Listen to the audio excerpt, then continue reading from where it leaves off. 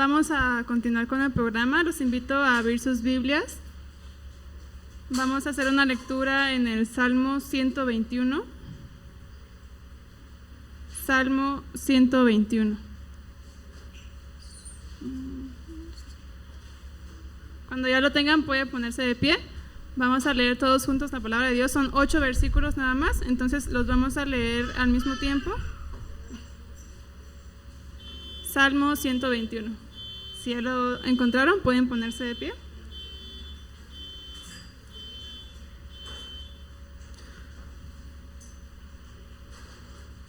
Comenzamos. Cántico de los peregrinos. A las montañas levanto mis ojos. ¿De dónde ha de venir mi ayuda? Mi ayuda proviene del Señor, creador del cielo y de la tierra. No permitirá que tu pie resbale, jamás duerme el que te cuida. Jamás duerme ni se adormece que cuida de Israel. El Señor es quien te cuida, el Señor es tu sombra protectora.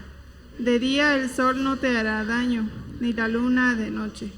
El Señor te protegerá de todo mal, protegerá tu vida.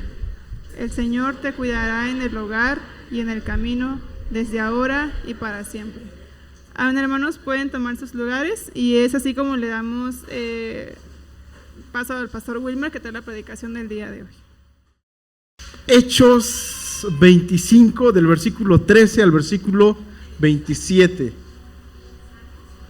Hechos, hermana. Yo me equivoqué, perdónenme.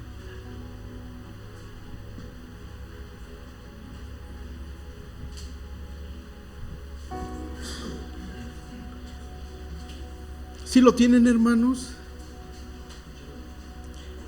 Hechos 25, del versículo 13 al versículo 27.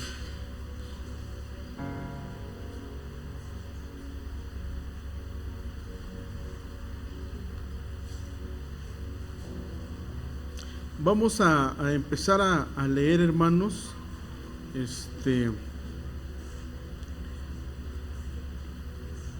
Yo leo el versículo 13 y ustedes leen el 14 y nos unimos todos en el versículo 27, por favor, hermanos.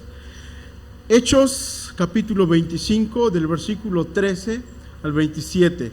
Las escrituras dicen así: Pasados algunos días, el rey Agripa y Berenice llegaron a Cesarea para saludar a Festo.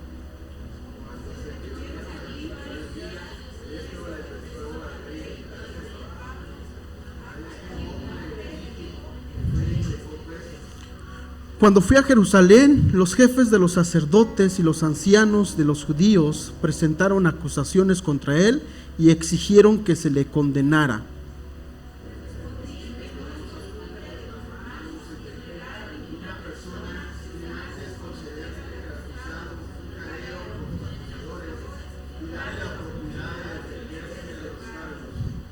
Cuando acudieron a mí, no dilaté el caso, sino que convoqué al tribunal el día siguiente y mandé a traer a este hombre.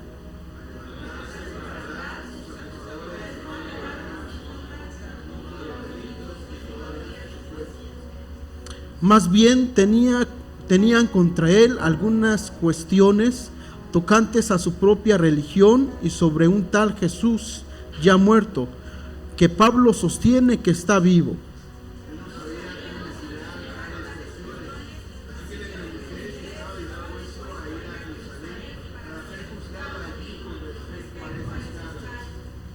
Pero como Pablo apeló para que se le reservara el fallo al emperador, ordené que quedara detenido hasta ser remitido a Roma.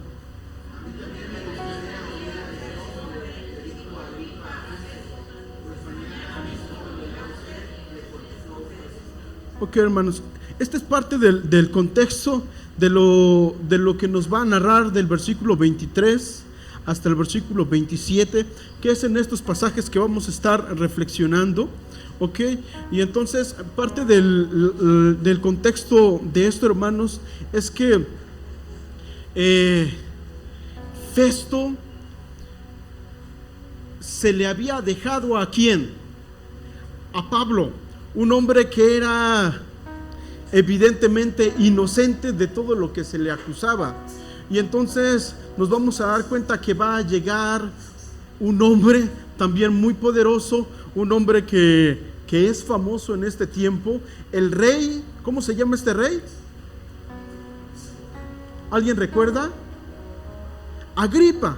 Ok, y entonces vemos hermanos que este rey llega, y en el versículo 23 vean que dice: al día siguiente Agripa y Berenice se presentaron con gran pompa y entraron en la sala de la audiencia acompañados por oficiales de alto rango y por las personalidades más distinguidas de la ciudad. Festo mandó que le trajeran a Pablo. Ok, y en este texto, hermanos, podemos encontrar algunas características de los reyes o de las autoridades, ok, características que son pecados, que les van a llevar, y sobre todo nos van a llevar a la destrucción. No hay pecado que no nos destruya, ok, no hay pecado que no nos destruya. Cualquier tipo de pecado nos corrompe, nos destruye físicamente, nos destruye espiritualmente. En Génesis, cuando Dios le dice al hombre y a la mujer: no comeréis, porque el día que comiereis, ¿qué va a pasar? Moriréis. Ok, pero cuando nosotros llevamos hebreo allí con nuestra hermana Patti, ella nos mostró el texto, y nos vamos a dar cuenta que este texto dice: el día que ustedes coman, ese día, muriendo, comenzarán a morir.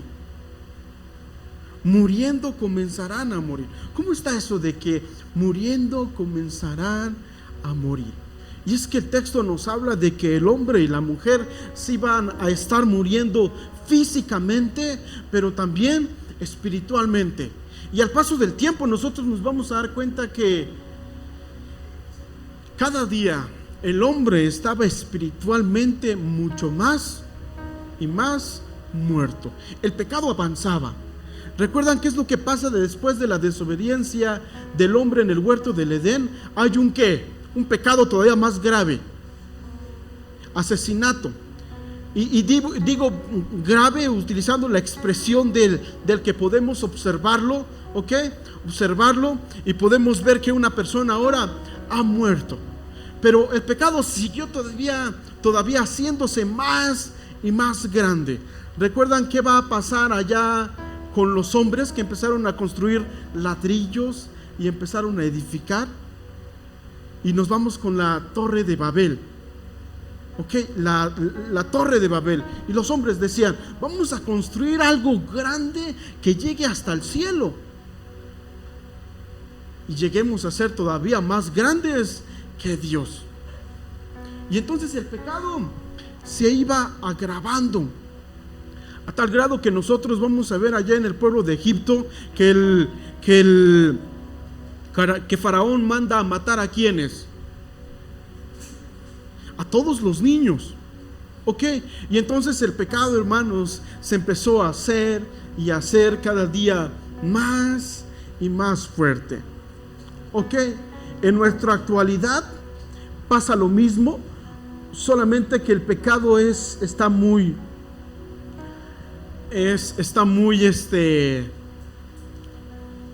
¿cómo le llamamos a esto? Como quiero encontrar una palabra en el que el pecado ya haya formado parte de nuestras vidas y que no nos damos cuenta. Normalizado. ¿Ok?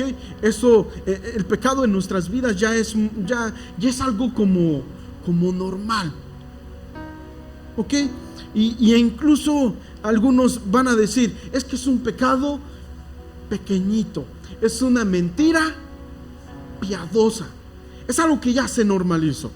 Sin embargo, hermanos, todos los pecados que nosotros encontremos en nuestras vidas o en cualquier parte de este mundo destruye, corrompe nuestras vidas y evidentemente nos convierte en esclavos de él mismo. Por tanto, hermanos, en este texto yo encuentro dos pecados que destruyen la vida de cualquier persona y que deberíamos evitar siempre. Antes de continuar, les invito a que cerremos nuestros ojos para orar. Oremos. Mi buen Dios y Padre que moras en los cielos, te damos muchas gracias por todo. Gracias por las bendiciones que nos has dado, Señor. Te rogamos que seas con cada uno de mis hermanos, con nuestro hermano Raúl, con nuestro pastor Raúl, que seas con él, con su familia, Señor. Bendícelos grandemente. En Cristo Jesús te bendecimos y pedimos que en este momento nos bendigas por medio de tu palabra. En Cristo Jesús te agradamos, te bendecimos. Amén. Ok, hermanos, entonces vamos a mantener allí nuestras Biblias abiertas y nuevamente quisiera que viéramos dos pecados que destruyen la vida de cualquier persona, y estos pecados son los que deberíamos de evitar siempre. Son dos pecados que sea como que es algo como a veces normal en nuestras vidas.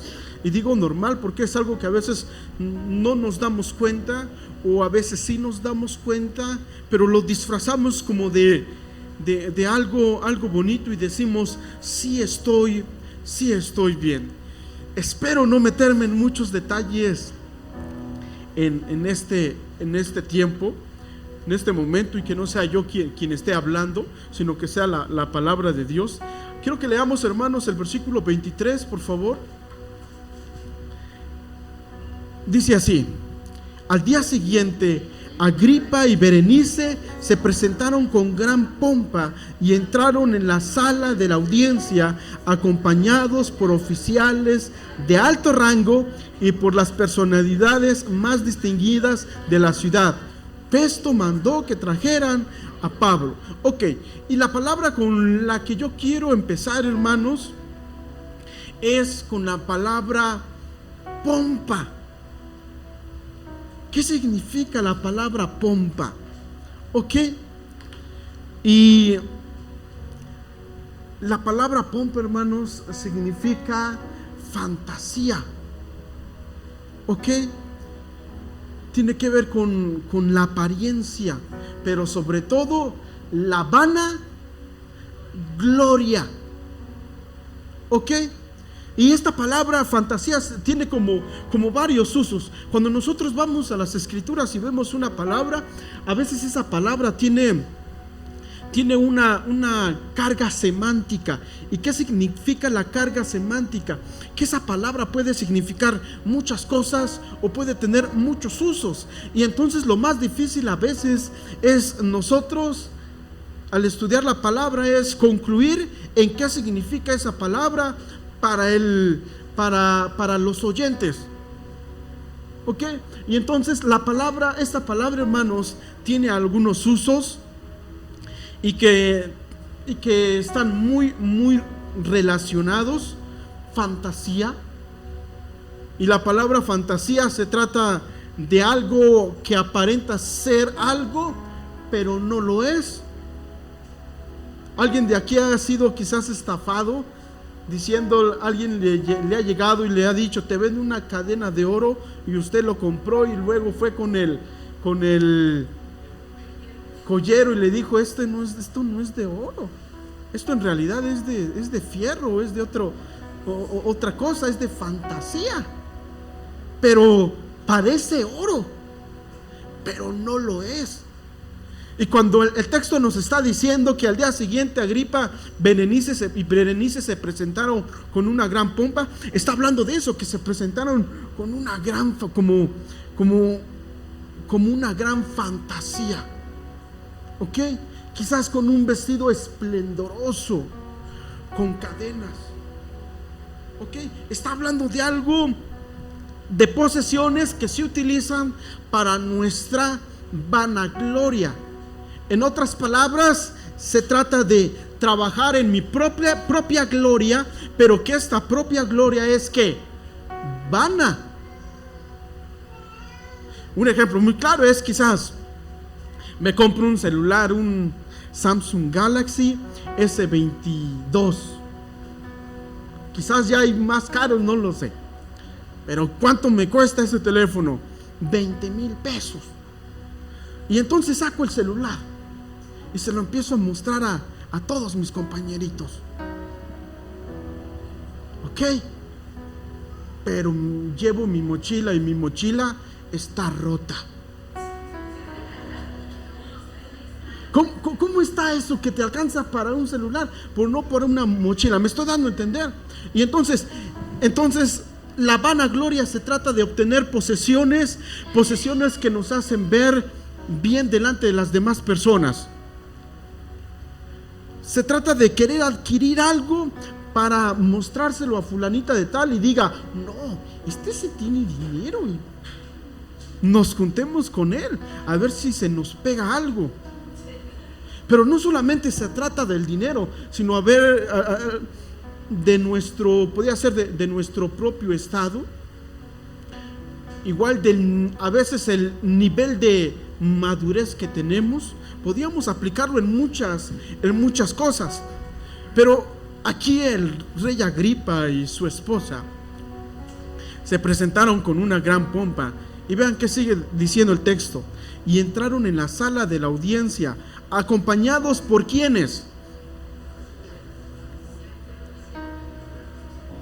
Ok, por los más altos funcionarios. Dice allí, por oficiales de alto rango y por las personalidades más distinguidas. La vanagloria, hermanos, se trata también de alardear, hacer alarde de algo que a veces tenemos. ¿Ok? El mostrar algo que tenemos, pero este algo se convierte en vano porque hay otras necesidades que tenemos. Eso es una gloria falsa, una vana gloria. Aquella persona que se compra cualquier cosa, ok, pero lo hace solamente para demostrar algo, está usando este pecado, está haciendo uso de este pecado que se llama vanagloria. Y es algo, hermanos, que necesitamos evitar, porque la vanagloria lo único que va a hacer es llevarnos a nuestra muerte. En primer lugar, el que es vanaglorioso siempre trata de impresionar a los demás y siempre trata que los demás hablen bien de él y es motivo de alabanza. La pregunta aquí es, ¿podríamos todos nosotros hacer que todos hablen bien de nosotros?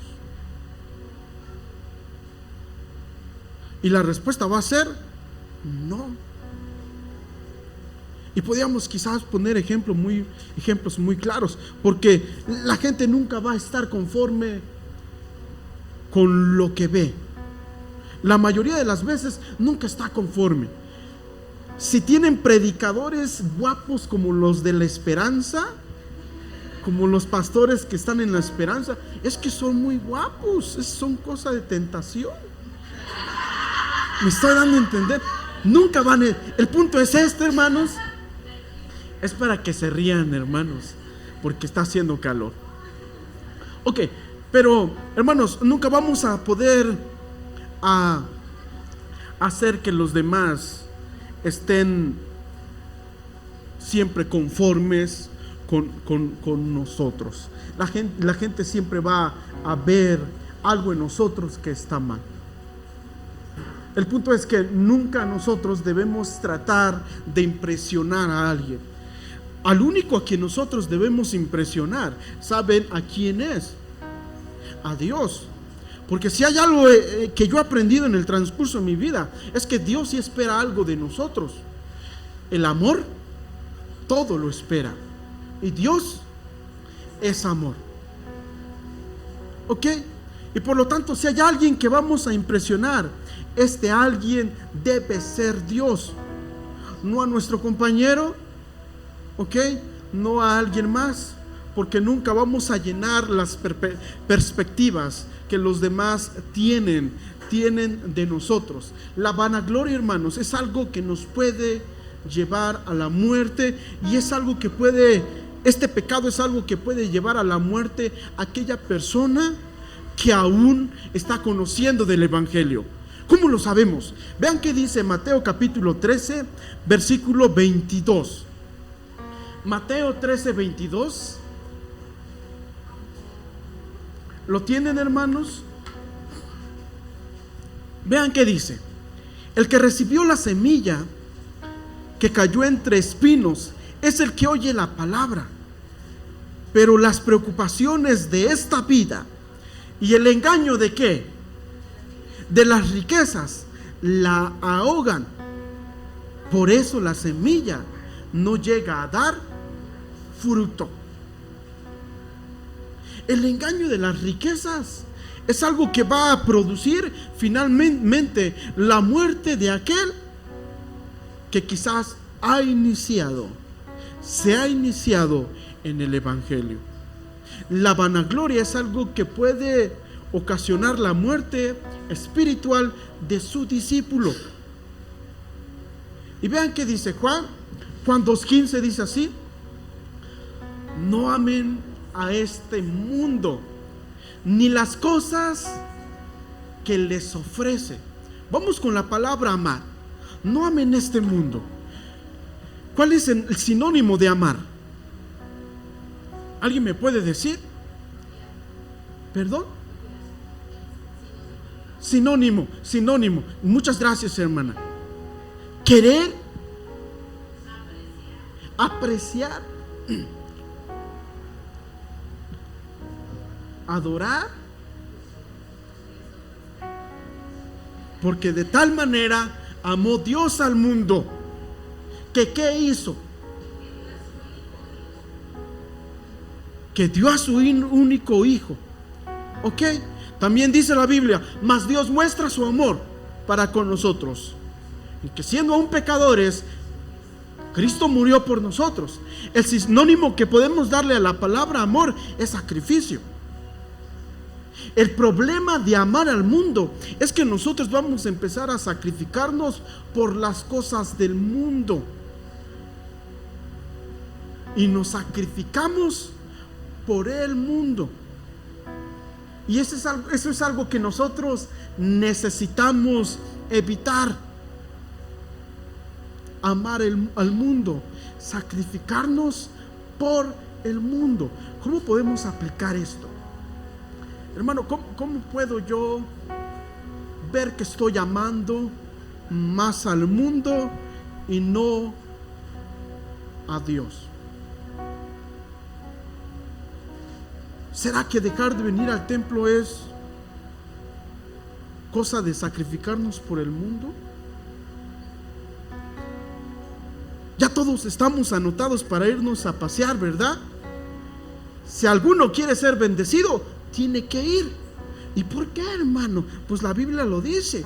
Mirad cuán bueno y cuán delicioso es habitar los hermanos juntos y en armonía. Finalmente el texto dice, porque ahí envía Jehová. ¿Qué envía? Bendición y vida eterna. Hermano, ¿por qué no estoy siendo bendecida o bendecido? Es que te fuiste al cine antes que ir al culto, y es tu decisión. No te puedo decir nada. Pues no me preguntes por qué no está siendo bendecido. Hermano, ¿por qué mi hijo está rebelde? Pues no lo llevas a la escuela dominical. Y es tu decisión. No te puedo decir nada, pues ya te lo estoy diciendo, pero no te puedo decir nada. Pero es tu decisión. Y entonces, hermanos, a veces nosotros nos sacrificamos por el mundo. No quiero aplicar esto porque yo sé que usted quizás lo está aplicando a su vida y no quiero herir más su corazón. No amen este mundo ni las cosas que les ofrece. El por qué no debemos amar al mundo, el texto nos los va a decir. Porque cuando aman al mundo, vean qué dice el texto: no tienen el amor del Padre en ustedes. Yo doy muchas gracias a Dios porque nuestra salvación depende del amor de Dios, no del amor de nosotros. ¿Alguien podrá separarnos del amor de Dios? No. ¿Podrá alguien quitarnos el amor que tenemos en nuestro corazón por Dios? Sí. El mundo. Pero el amor que Dios tiene para con nosotros, nadie. Y de eso depende nuestra salvación. De que Dios nos ama y no de que nosotros le amemos a Él. Pero sin embargo nosotros, el amor es algo que debemos desarrollar siempre en nuestras vidas, porque el que tiene mis mandamientos y los guarda, ese es el que nos ama. Y el significado de amar a Dios, hermanos, o de qué manera nosotros podemos ver que estamos amando a Dios, es la manera en cómo nosotros le obedecemos a Él. ¿Ok? Porque cuando aman al mundo, no tienen el amor del Padre en ustedes. Pues el mundo, vean qué dice el 16. Pues el mundo solo ofrece un intenso deseo de ¿qué? De placer físico. Usted tiene un Nissan March, después va a querer el Nissan. ¿Cuál, hermano Benji? No, hermano. El Nissan Versa, quizás. Yo no sé de carros, hermanos. ¿Por qué? Porque es lo que va a hacer este mundo. Pues el mundo solo ofrece un intenso deseo por el placer físico. Los ojos, el corazón, las manos, los pies. Ok, el placer físico. Pues no se queda allí. Un deseo que, leamos todos juntos, por favor, hermanos. Un deseo insaciable por todo lo que vemos. ¿Se dan cuenta? Y finalmente, vean que dice, y el orgullo de nuestros logros, esto es la vanagloria. Ok, y el orgullo de nuestros logros y posesiones, nada de eso proviene del Padre, sino del mundo. La vanagloria, el exceso de querer enriquecernos a cualquier costa, no proviene de Dios. ¿Proviene de quién? Del mundo. Venir quizás, nosotros vemos a los niños, esto es más común en los niños, cuando se compran un zapatito y están moviendo el piecito. ¿Ok? ¿Por qué? Porque quieren que le veamos los zapatitos. ¿Ok? Y evidentemente, hermanos, el orgullo de nuestros logros y nuestras posesiones, esto no viene de Dios. Es que quiero que vean cómo enseño. No hay nadie que enseñe como yo, que predique como yo, que hable como yo, que sepa inglés como yo. No proviene de Dios. Esto proviene del mundo. Por lo tanto, hermanos, la vanagloria es algo con lo que necesitamos pelear y luchar todos los días. Esto es algo mundano. Y evidentemente, vean qué va a decir la Biblia. Es una característica de los hombres malos de los últimos días. Vean qué dice el texto. Es bueno que sepan que en los últimos días habrán tiempos muy difíciles, pues la gente solo tendrá amor ¿por quién? Por sí misma y por su dinero.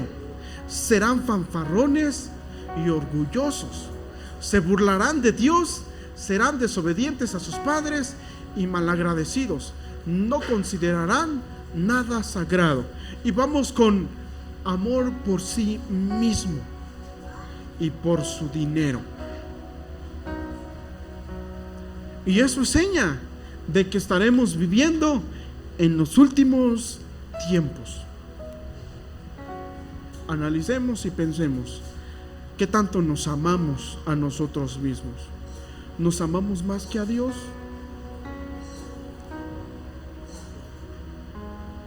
Pensemos en eso. ¿Y cómo podemos aplicar esto en nuestras vidas? ¿Cómo puedo saber yo que me amo más a mí mismo que a Dios mismo? Si usted se pasa 5 horas en Netflix y lee un texto en el día, usted se ama más a sí mismo que a Dios. ¿Me estoy dando a entender? Solo tendrá amor por sí mismo y por su dinero.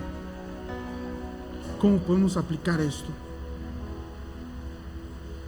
Si usted no diezma, usted ama más a su dinero que a Dios y a su obra.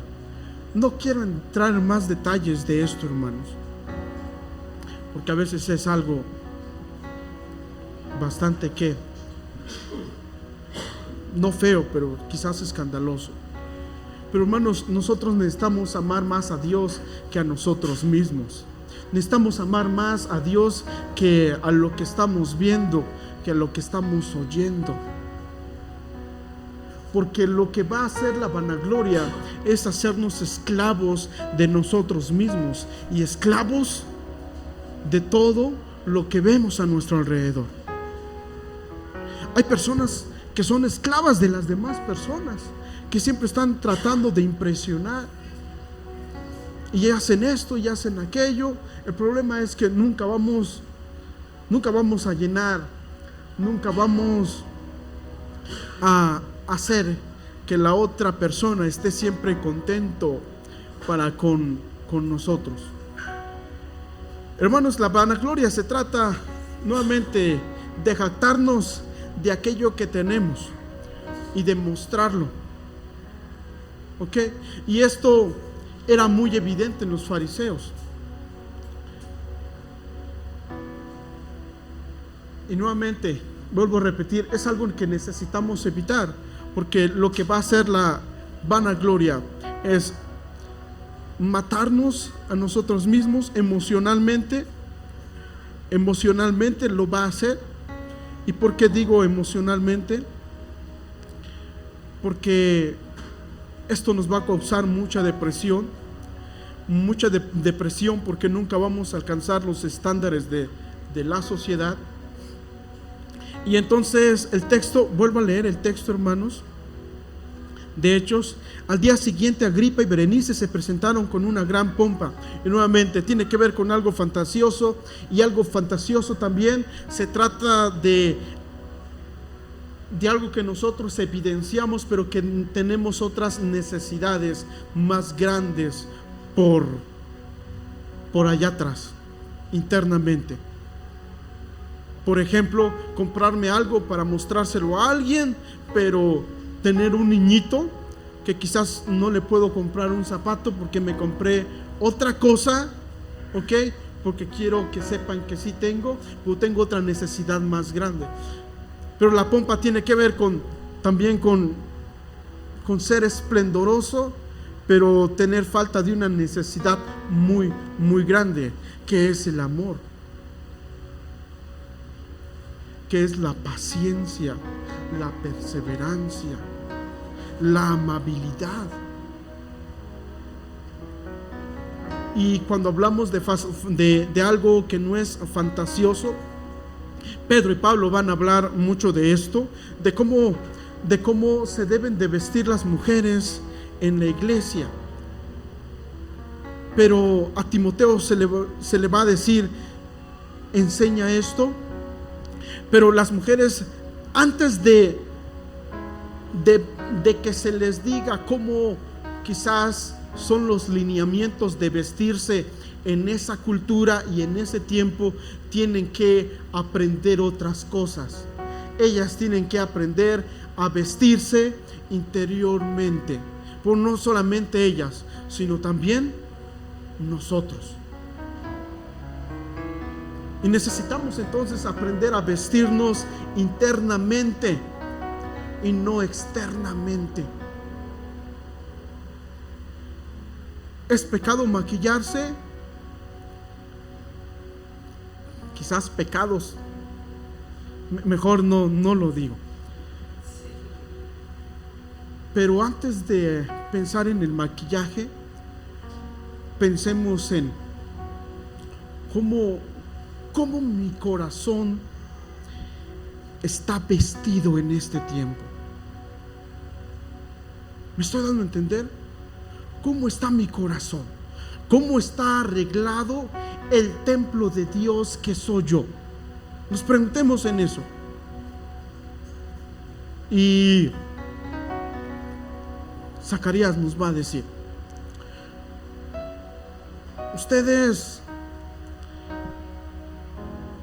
porque a los sacerdotes se les presentaban ofrendas y y las ofrendas que les llevaban eran feas, pero no solamente eso, los sacerdotes van a agarrar lo más bueno y se lo van a dar a Dios.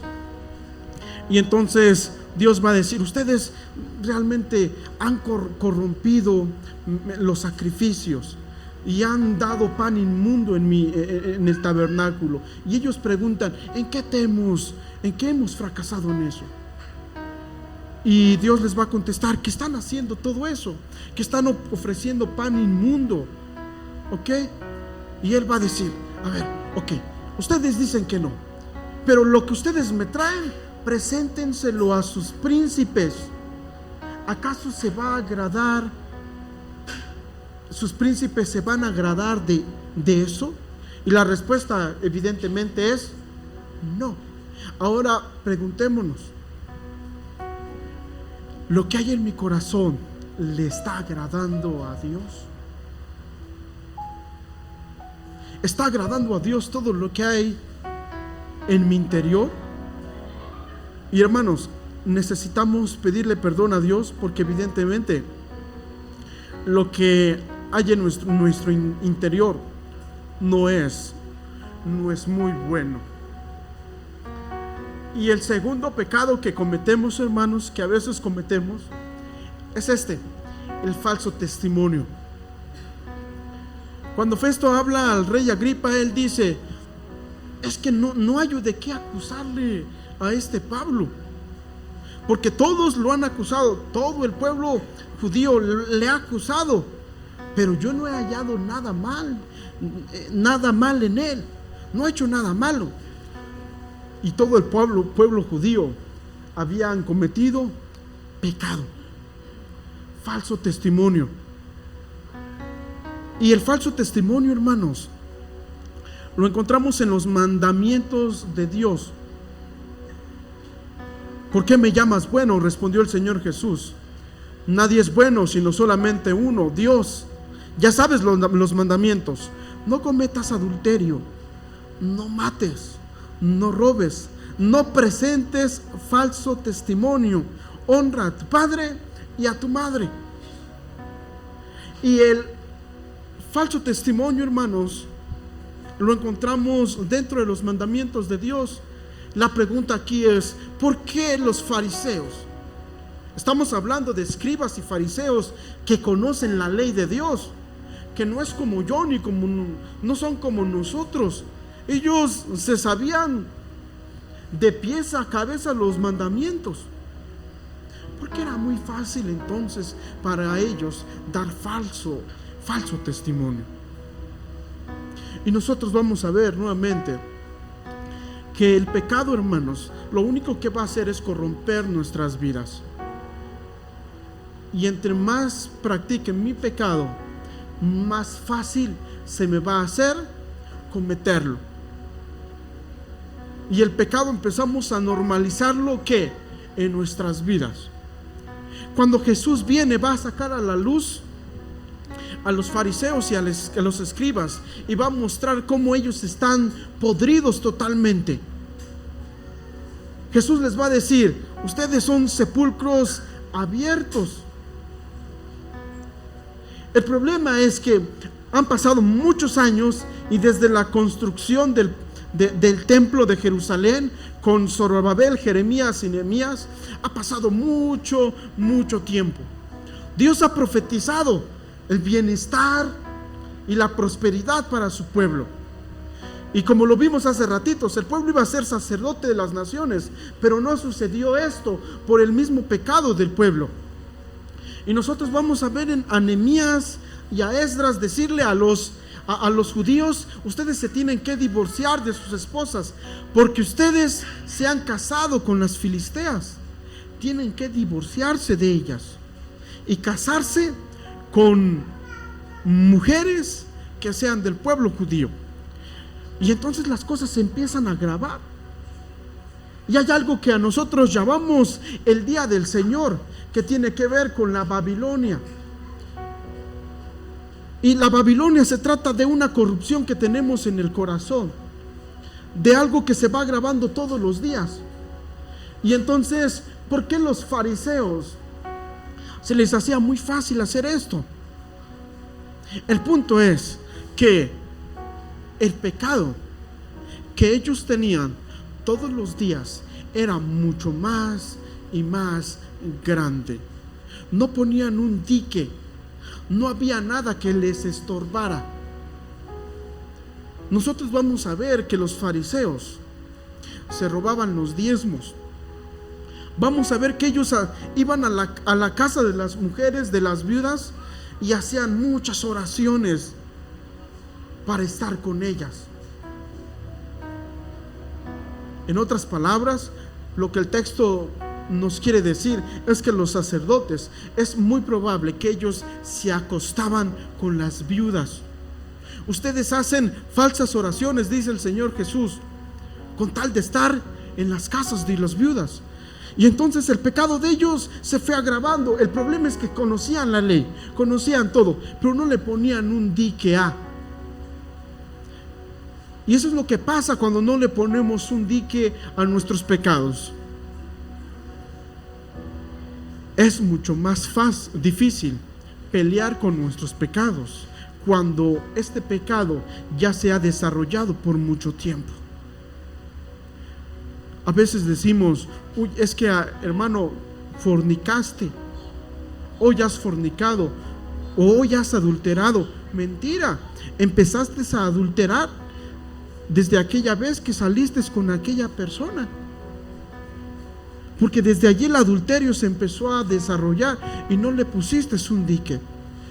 Y entonces, hermanos, digo esto por el falso testimonio, porque a los fariseos se les hacía muy fácil esto, a tal grado que nosotros vamos a ver a estos fariseos, a todos los judíos, gritar finalmente: crucifícale, crucifícale. Y antes de todo esto, nosotros vamos a ver al rey mandar a asesinar nuevamente a niños. ¿Lo recuerdan? Al rey Herodes. ¿Por qué estoy diciendo esto, hermanos? Porque nosotros vamos a ver que el pecado se va desarrollando y finalmente solamente hay alguien que pudo venir a romper con todo este esquema de pecado, con todo este desarrollo de pecado. Y este alguien, ¿cómo se llama? Jesucristo. Y ahora nosotros podemos decirle no a nuestros pecados, porque tenemos al Espíritu Santo en nuestros corazones. Tenemos a Jesucristo en nuestro corazón. Y ahora podemos decir como el niñito que canta y que dice: vete, Satanás, lárgate de aquí, Satanás. ¿No han escuchado ese canto, verdad? Qué bueno, no lo escuchen. Y entonces damos gracias a Dios por ello. Y regresando entonces al falso testimonio, hermanos, que tiene que ver con la mentira. Y esta palabra del falso testimonio viene del pseudomártir, falso testigo. Un pseudo quiere decir mentiroso. Estamos hablando del griego, ¿ok? Y entonces, si usted le dice: usted es un pseudo cristiano, le están diciendo: usted es un falso cristiano. Espero que nunca nos digan eso. Y entonces la palabra pseudo tiene que ver con mentir, hermanos, con mentir, ya sea sobre mí o sobre alguien. Y entonces el pseudomartirismo es da hincapié a que nosotros pensemos en el chisme, porque el chisme es un derivado del pseudomartirismo. ¿Qué es el chisme? El chisme es una planta que crece, dice la hermana. ¿Qué más? Además de la planta, la hermana como que no quiere hablar del chisme. ¿Qué más es el chisme? ¿Qué es el chisme? El chisme es eso. El chisme es hablar algo que es un poquito verdad, pero que también está revuelta con mentiras. Eso es el chisme. Eso es el pseudomartirismo. Hablar y decir: ay, qué bonitos zapatos tienes, pero a mí no me gustan, pero lo estoy diciendo para halagar a mi hermana. ¿Me estoy dando a entender?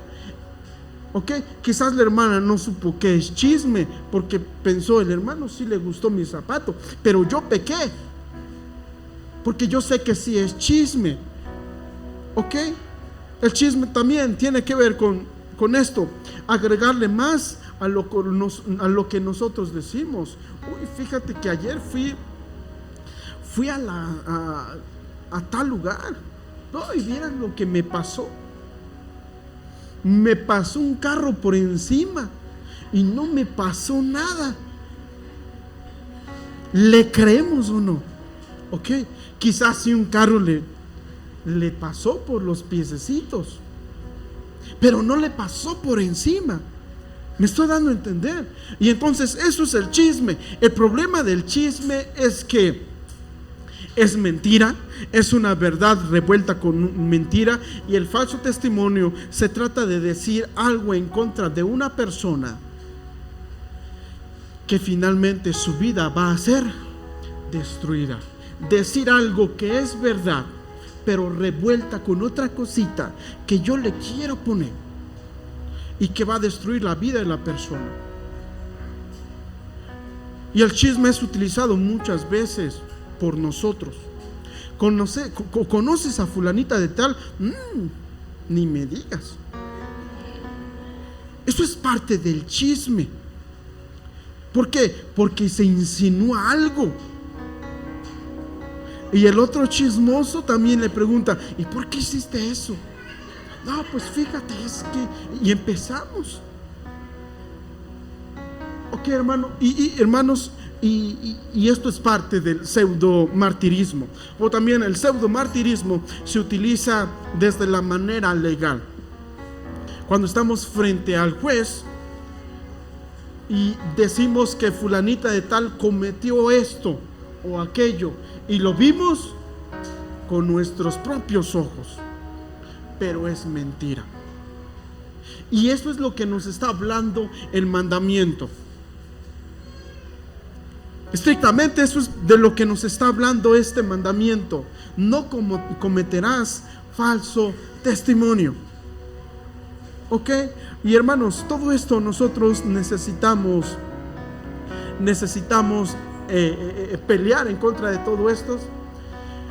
Es uno de los mandamientos de Dios, destruye las vidas. Vea que dice Génesis 3, 4 al 6.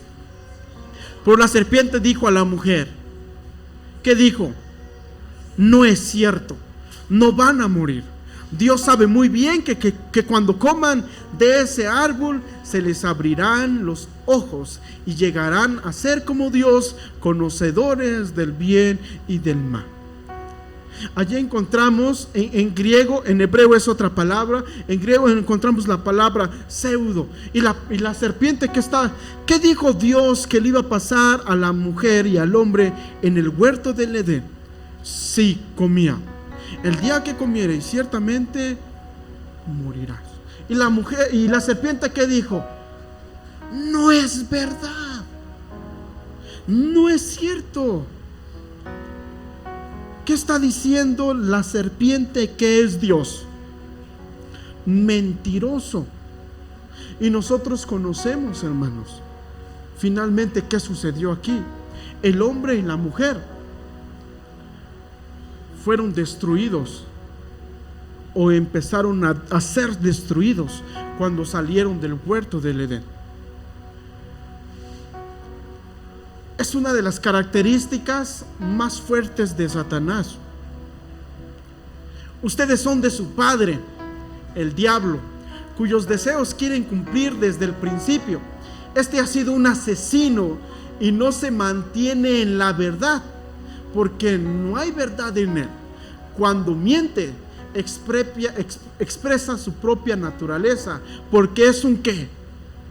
Es un pseudo, es un mentiroso, y es que padre de mentira. Y entonces Jesús dice: ustedes son de su padre el diablo, porque el diablo es mentiroso como ustedes. Cuando habla de, vean que dice, porque no hay verdad en él. Cuando miente, ¿qué hace? Expresa su propia naturaleza. Naturalmente el diablo es mentiroso. ¿Somos naturalmente mentirosos, hermanos? La respuesta es no. Si fuésemos mentirosos, ¿hijos de quién seríamos? Del diablo. Y hay algunos que dicen mentiras que hasta el propio diablo se sorprende. Cuidado con la mentira. Cuidado con la mentira, hermanos. Necesitamos pelear en contra de esto. Y finalmente quiero que leamos todos juntos que dice Proverbios capítulo 6, versículo 16.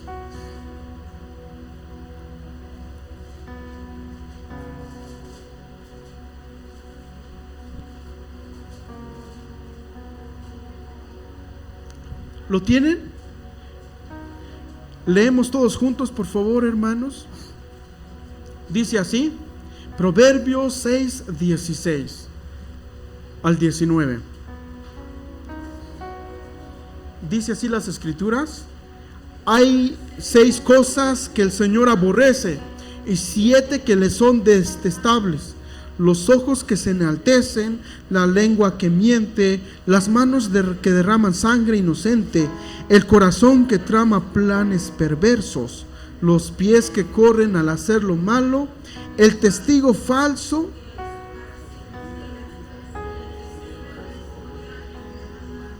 perdón, hermanos, yo traigo otra versión, el testigo falso que propaga mentiras.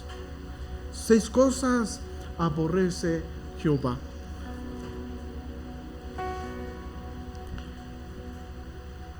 Debemos tener cuidado de esto. Y la primera, hermanos, yo creo que es algo que finalmente estamos prestos a caer en ello.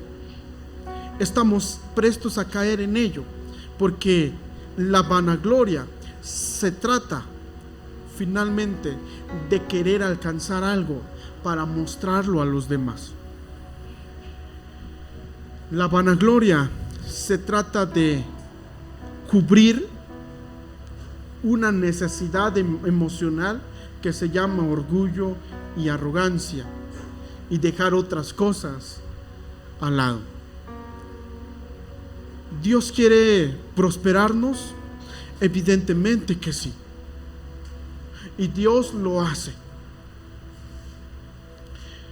Y quiero terminar con esta historia, creo que ya se los conté. Cuando Adasa, mi esposa, estaba embarazada, fuimos al doctor y le hicieron el chequeo y todo, pero cuando salimos, una persona nos dijo: ¿y por qué no van con otros doctores? Porque ¿qué tal y la niña viene mala?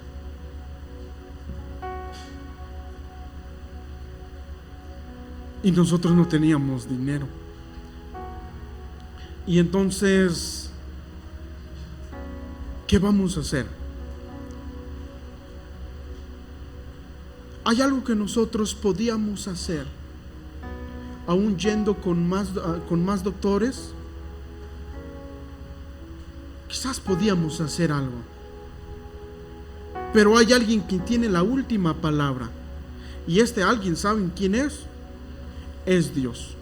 No importa con cuántos doctores yo vaya, si Dios quiere que pase algo en cierta ocasión, en cierto momento o en cualquier circunstancia, Dios va a hacer que suceda.